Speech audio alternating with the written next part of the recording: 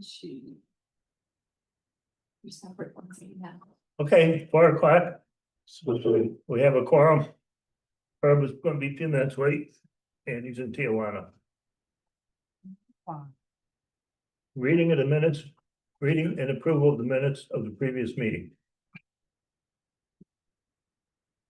I'll move. Motion made, seconded. Addition, comments, discussion. Black and name, all in favor? Aye. Opposed? Carried. Bills, communications. So in your packet, you had, it's mostly the typical stuff, the only out of the ordinary things. One thing to note is that the QuickBooks subscription went up a little bit, an annual increase. There's a registration fee for the IDA Academy for Michael to attend at the end of July in Ithaca. And then you also have that marketing services agreement from FLX. Locate, is that from Locate Finger Lakes? Yes. From Locate Finger Lakes.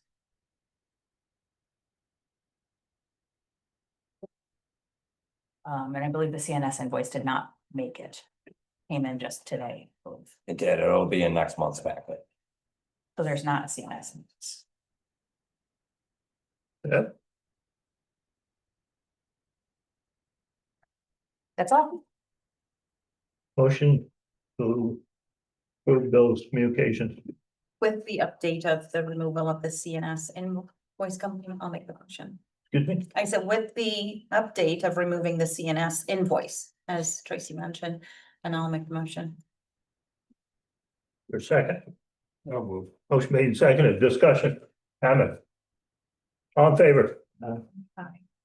Opposed? Carried. Report of treasurer, then we'll go back up to Mike.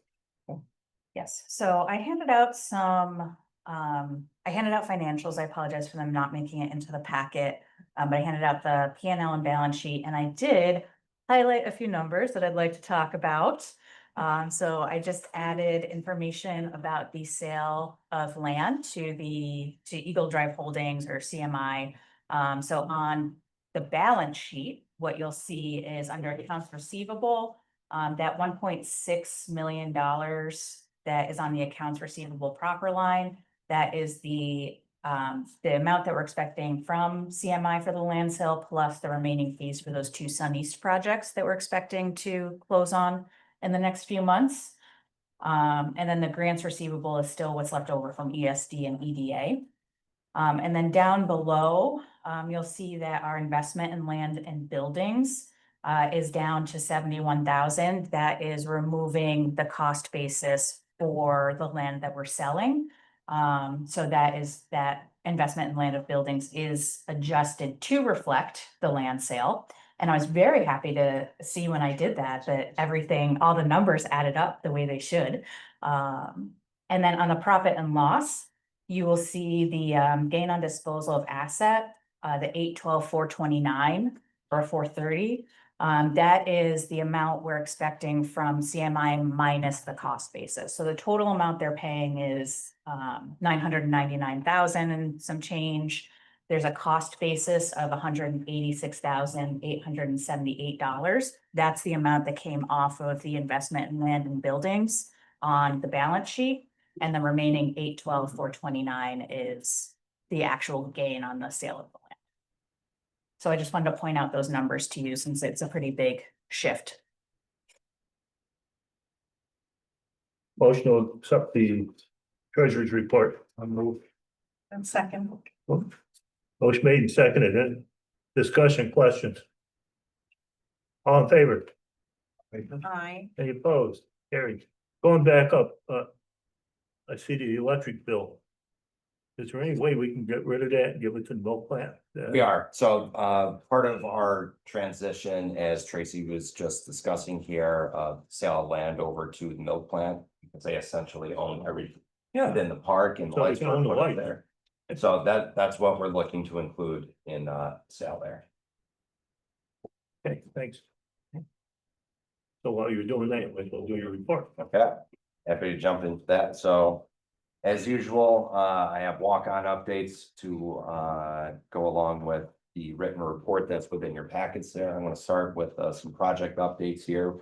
We were successful in closing out the Sunbird sales expansion. That's been formally closed effective June 30th. Happy to see that moving along and funds received. So we're good to go there.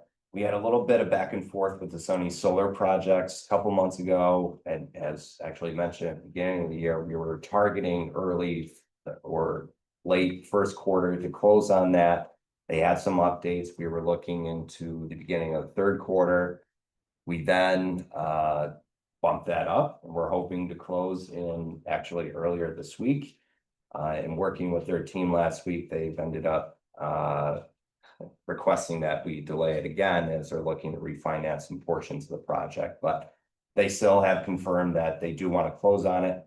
The target date is September on that there.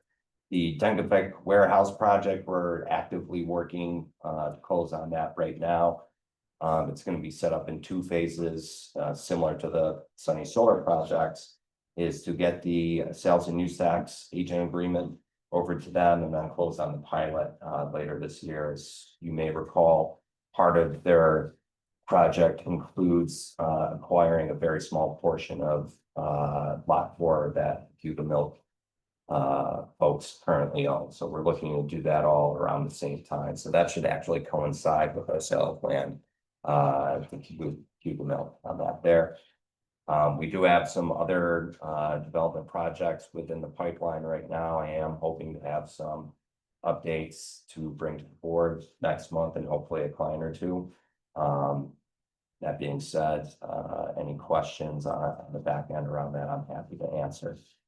Moving over to our stakeholder engagement side, as typical, continuing to meet with our local group here, which includes members from the Auburn IDA, CCDC, SVDC, City of Auburn, all of that. We're continuing to ensure that's all done there. On a larger scale here, I am happy to say that the former Micron committees last ran, I want to say December of 2023. That has just restarted once more. The steering committee, I know some of the subcommittees have continued to meet, housing in particular. But happy to see this get kicked off once more. Former chairman David Gould is once more leading the efforts on that end. So I think it's very good, and I'm looking forward to working with that team there on that end.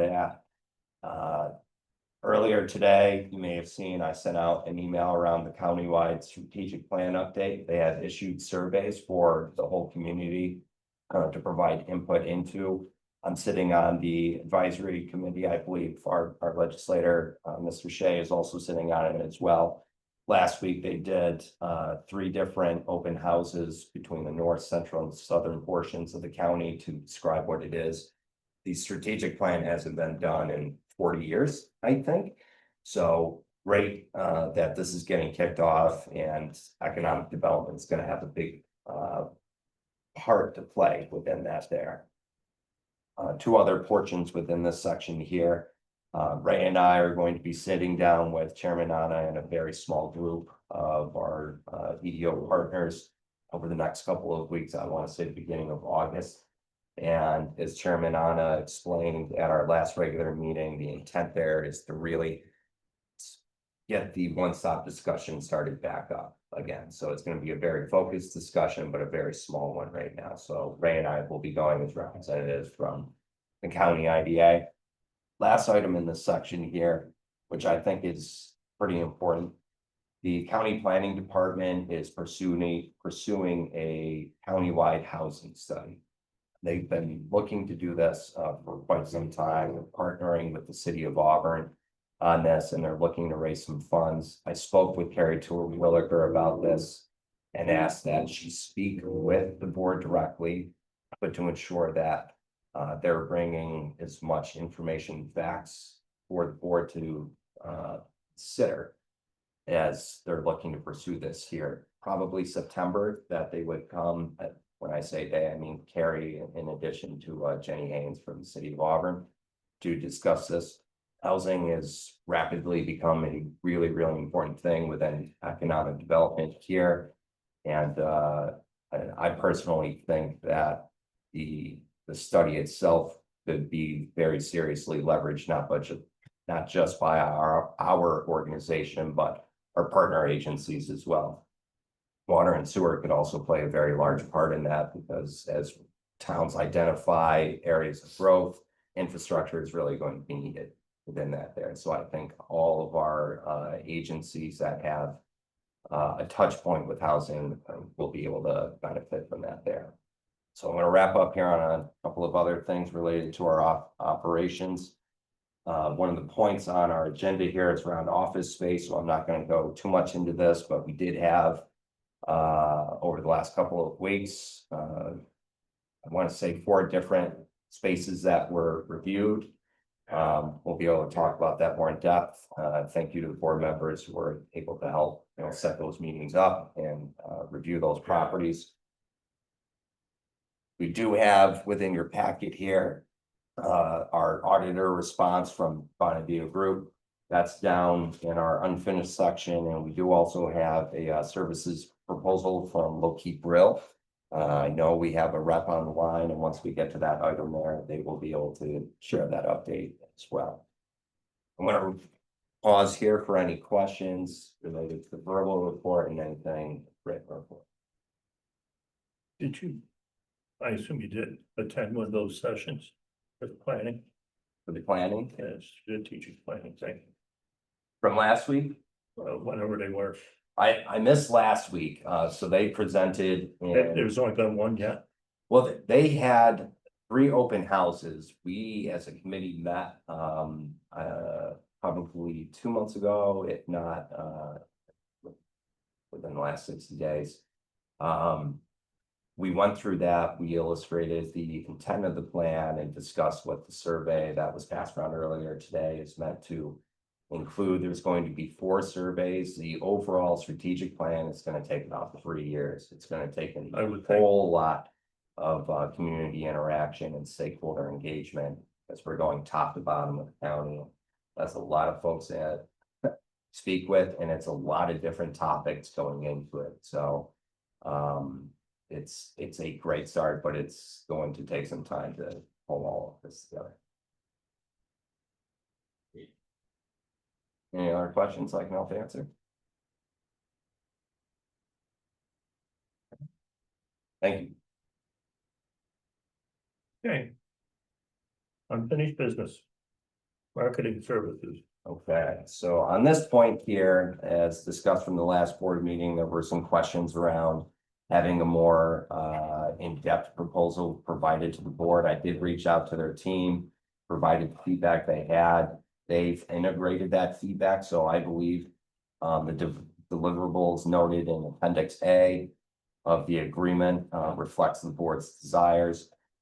In addition to delayed payment, the upfront installment would be $1,500, and then over the course of October, January, and April would be $2,000. The term of the agreement is 1 year. The amount of content to be produced will be discussed with me directly, and it goes beyond just what the IDA is doing. We can ensure that we're pulling in any spotlight activity related to Cayuga County at large, specific businesses we want to focus on, workforce education developments. All of this content that I'll work with their team in producing will first go before the board. I'm not going to have anything coming out of here without blessing of the board. And I'll also be looking for your feedback as to the type of content or spotlight you would like to see there.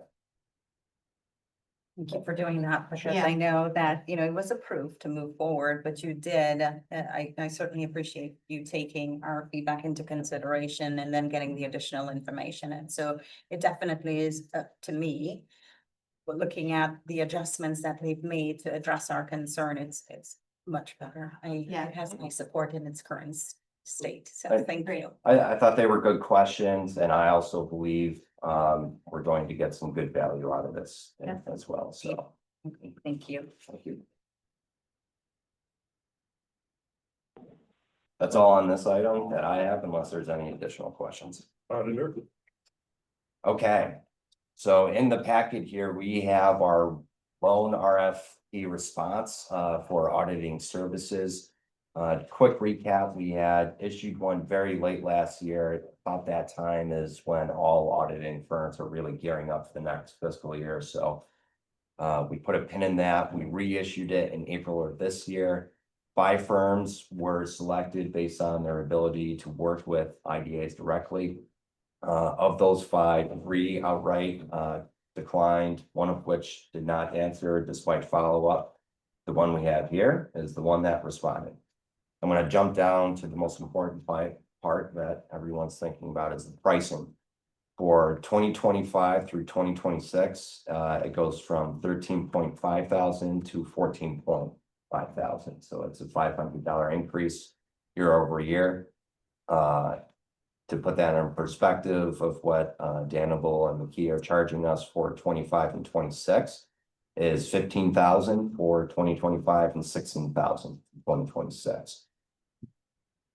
Those who are not familiar with the Bond and Padillo Group, they're out of Rochester. They're one of the largest and more highly respected firms in the industry, to my knowledge. And given the growth and expected growth of our activities here, as Tracy was talking to earlier, the size of our balance sheet is growing considerably. And the part of my recommendation to you today is to very seriously consider this proposal in front of us. A decision itself not necessary to be made today, but certainly by next month if the board would like to spend a little more time reviewing the proposal itself. Is there a price difference compared to what we had in the past? Yes, so this is part of the reason we had issued the RFP is there was an over 40% increase from Danable and McKee to provide auditing services to us. Part of the intent in issuing the RFP was to, just get a sense of the market, what is going on out here, because this feels like a substantial increase there. Unfortunately, we didn't get as many responses to better test the waters, but my discussion with Tracy and a couple of other IDA organizations, they have let on, this is really where the pricing for IDAs is getting to. But the $2,000 difference here between Bonadeo and Danable and McKee that really stood out to me. Part of my discussion with them is they typically don't like to work with smaller IDAs and counties because smaller auditing firms usually get that business. So I was surprised to see them underbidding on this. I wasn't that happy with what we had this year. And there's definitely been some changes. As I think a lot of you know, Elaine Buffington has merged her firm over the last couple of years with Danable and McKee. So there's definitely been a shift. Any discussion on that? Are we looking to make the decision? Then has everybody had a chance to review it? It's the one time I got a chance to review it, so I'd be comfortable making a decision, but I don't know if everybody else has had a chance. And I do have, I pulled out some kind of fluffy pages in the printouts, but I do have full copies up here if anybody wants to see them.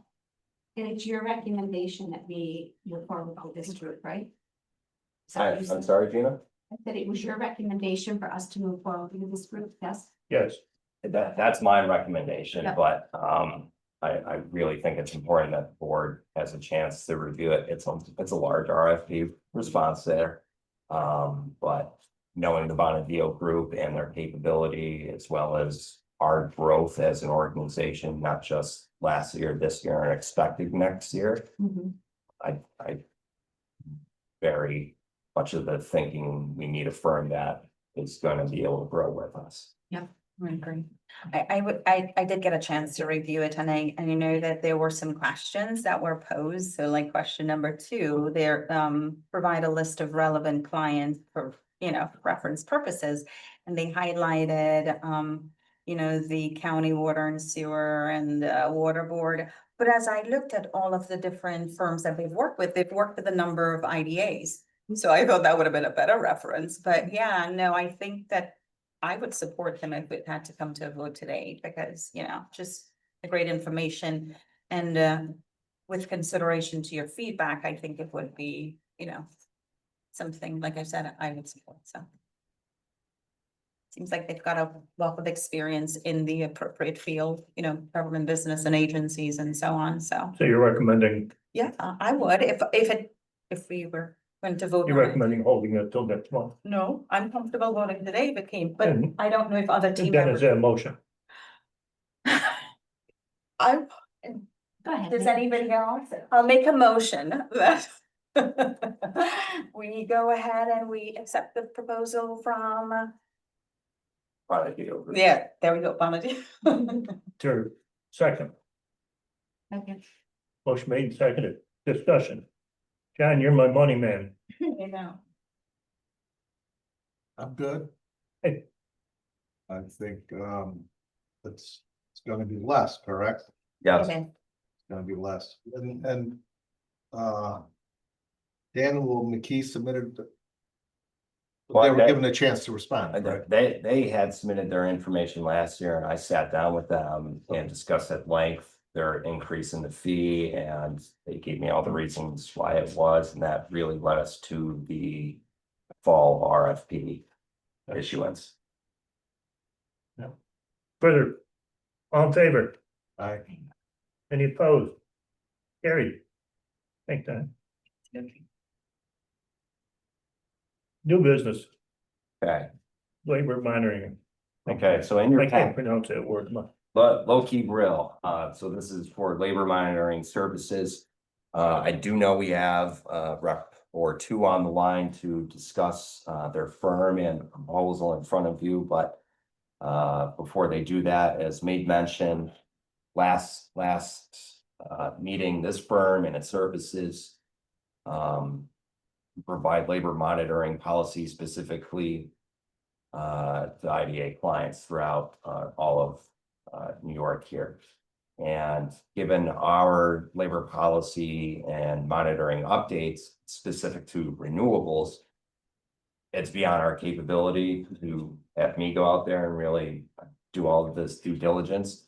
So working with an outside firm that specializes in doing this is then the recommendation here. A quick reminder that the Sunny Solar projects, they are going to be starting later this year, and we do have our labor mitigation agreement in place with them. Part of that is going to ensure we're getting the appropriate reporting and monitoring done as part of that. I also think it's important, we start extending this to all of our IDA clients to ensure that we're in compliance as part of our policy, not just from our side, but from the client side as well. The costs associated with this are largely billed to the client. Billing is based on tiered project size and scope, along with any additional add-on activities as desired by the board. I do see Jim Lokey is on the line here, so I'll take a pause and see if he or a representative from the firm would like to speak more to this. Jim? Yeah, I'm here. Kevin is also on the line too, who's my IDA services manager. But so I'm Jim Lokey. I'm the CEO of Lokey Brill. We have been doing local labor monitoring for IDAs since around 2007. So we have a very robust system that we use to make sure that everything is accounted for, everything is documented, that the projects are meeting or exceeding their goals. Whatever those goals might be. And we work for, 20 plus different IDAs across the state, all the way down from Westchester to all the way across to Erie County, and pretty well everything in between. We do this for small projects. We do it for large projects. Some of our clients, like Monroe County, are 100% local labor. We manage theirs down to smaller counties like Ulster, which is just 75% local labor with no additional requirements. We also do any waiver processing. If anybody comes in and asks for a waiver of the local labor policy, We will investigate the waiver request, verify that the information they've provided is accurate and has been thoroughly gone through, and that they've attempted every avenue to use local before they've tried to bring a waiver for an outside company to work. We have a good working relationship with the building trades. They're well aware of us, so we work together when necessary to try to make sure that things go local, and especially on the larger projects, trying to manage that.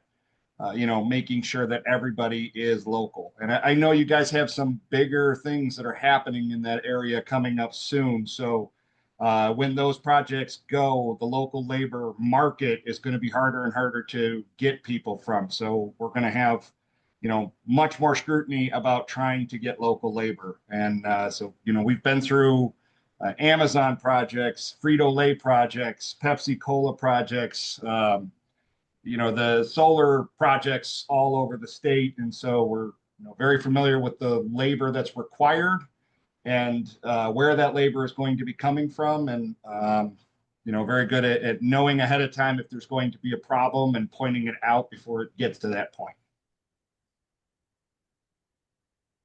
I don't know if I missed anything. Mike, I know you said the cost of this is gonna be passed on to whoever the Mhm. customer is. How much is it gonna cost? So I think Jim can speak to it better, but it's my understanding they base costs on a tiered schedule, and that's really predicated on the project size there. Jim, can you Yeah. better explain that? Yeah, so it is all tiered. And actually, I'm just pulling up your proposal real quick. It's in to your make packet. sure I know which numbers I'm looking at. And so it goes by project size. Typically, we give you an example of where a project size. So the tier 1 would be up to a $5 million project. And so an example of that would be there's a monthly reporting fee of $400. We look at the schedule of the project ahead of time, and we give you a budget of what we think that's going to cost. So if it's a 6-month schedule, we'll tell you that you need 6 months worth of monthly reporting, 1 project setup fee. You're going to have 6 inspections once a month. And so your total project cost is, oh, did I lose you? So here, Okay, so the total project cost for a project that size would be $5,400, $5,460. And then the tier 2 is from $5 million construction projects up to 25 million, and then anything over 25 million is a tier 3. And so just so you know, it's very schedule dependent. So if a project is only going to last 12 months, then there's only 12 inspections. But if that same size project is going to go 24 months, then we have to go out there 24 times. So it's hard to say every project's going to cost this amount. Some of them are going to go faster than others, depending on what the end user's schedule is going to be.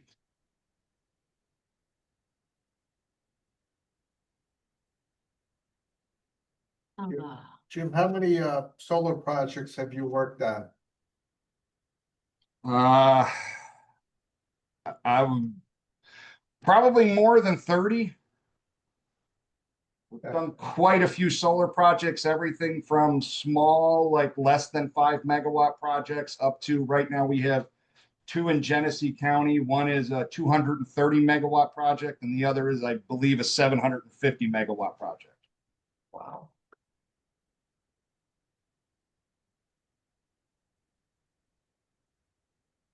That what seems to draw the most attention with the labor unions is the solar projects. Solar projects are drawing a lot of attention for the labor unions right now. Yes, they are. They're trying to negotiate PLAs for most of the solar projects. And so that's got its own issues, but that's between the developer and the unions. But that is definitely one of their focuses right now. Yeah, IBEW seems to be the most active. Even right down to call me and tell me how many other state cars were in the parking lot of one project. Yeah, It really is kind of depends on the project I'll tell you, most of the time, it's whether or not the unions were given an opportunity to bid on the project. Or if someone just brought in the person they like to work with. And then they think that they're going to bring in the subs that they want rather than the subs that are local. And Yeah. that's where you get a lot more pushback from the unions about not being at least given an opportunity.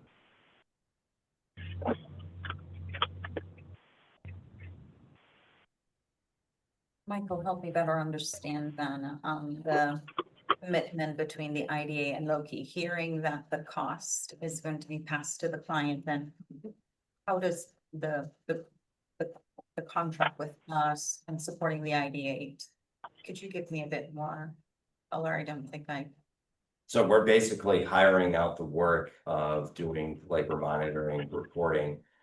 Instead of sending me out there or hiring somebody directly to do it, their firm specializes in doing this. any implication financial for us to secure them and have them as that designated person to do this on our behalf? I did not see that outright specified in the contract, Jim, but to my understanding, it's somewhat minimal since we'll really be engaging with them to work on client projects specifically, not just coming to meetings or projects that are not active or that we don't have any reporting associated with. In the work that I do, sometimes when we have an agency designated to be our representative for these types of stuff, oftentimes it comes with, cost, whether it's minimal or not. So just trying to understand if that is the case here, or if, the finances are always important. It's a good question. Jen, hopefully you were able to hear some of that. Can you provide a little input? I think I heard what you were asking. So what we typically do with our IDA clients is we do like a master services agreement that says that we work for you, and it outlines our relationship with the IDA. And then we do individual contracts for each project. And like I said, we'll give you a budget prior to the project closing with the IDA on what the services cost. And what most of our clients do is they'll collect that budget amount in the closing and place it in escrow. And then as we're performing the work throughout the project, they'll pay us out of the escrow account. And then if there's any funds left over from the budget at the end of the project, it gets refunded back to the customer. Did that answer your question? Michael, if we do select them, can we choose which projects they're going to work on? Like, we want them to work on the solar project, we can Yes. have them do that. And if there are other projects we would rather do in-house, we can do that. Yes. I'm sorry, I missed it, but did you put this out for bid too, or is this? This was just a direct outreach. To my knowledge, there's really not any other firms in this space that's doing this here, and because there's no real budget in mind around it until we get something together, as Jim was just saying, it's hard to put together a budget on what the cost is going to look like, because the construction schedule is different for each project and depending on the size of it as well. So it's hard to outline that. And to Herb's question there, it could be picking shoes of, we really want to engage with Loki Brill on certain projects, and maybe others we don't, or do something else. My view, as long as we're not committed to them doing all of our projects, I don't see any problem without having them and have them try one or two of these solar projects and see how it works out. Those are the larger ones that I'm very much adamant that we engage with their firm for, or a similar firm to do so. And we do have, again, a couple of our solar projects kicking off, larger ones kicking off later this year, and very large ones in the pipeline for next year. And from our labor monitoring and requirement standpoint, I know where the board is at on this, and I think ensuring we have professionals performing that service will provide some assurance that anything negotiated with those firms, like, we're doing our due diligence. That makes sense. All right. Any other questions? Do you want me to share my experience? Sure. I don't have any direct experience with Loki Brill, but I was at a Monroe County IDA meeting this week. Was that yesterday? I don't know. Sometime this week I was at a meeting for the Monroe County IDA and Loki Brill was there doing a report county? out. What's that? Monroe County. Thank you. And Loki Brill was there doing a report out on some waivers that had been requested. And I was very impressed with how like efficient and like clean the whole situation was, because they came in, they said, this project requesting this waiver for this reason, explained why it was needed, moved on to the next one, this project, this waiver. It was 5 minutes. They got through like 6 waivers. It was amazing. Well, maybe not that amazing, but it was very clean. I believe documents were provided to the board in advance, so they kind of knew what to expect coming in, and I was pretty impressed with how efficient they are. Thank you. Did they make, Jim, do you make recommendations? As to On- whether exemption should be approved or denied? Yes, we will give you a recommendation based on what document is provided, and then it is up to you at that point, whatever your process is, whether it's a executive approval or board approval to move forward with it.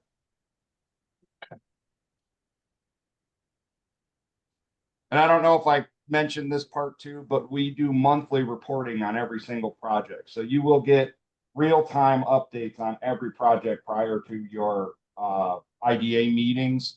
And so if there's ever a question on what is going on any particular project, you'll have fairly up-to-date information at every meeting.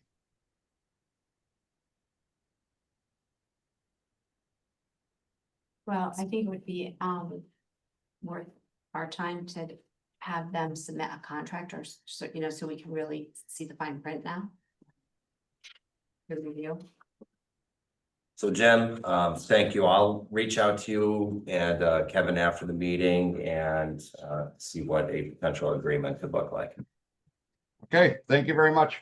Thank you. Yeah. Hey, Jim, one last question. So if we were to have difficulty with an agency, say EDS or whoever we have, we can count on you to come with us or prepare documentation to explain why or why not we met a specific project requirement with regards to labor? Yes, absolutely. All right, thank you. All right, thank you. Bye.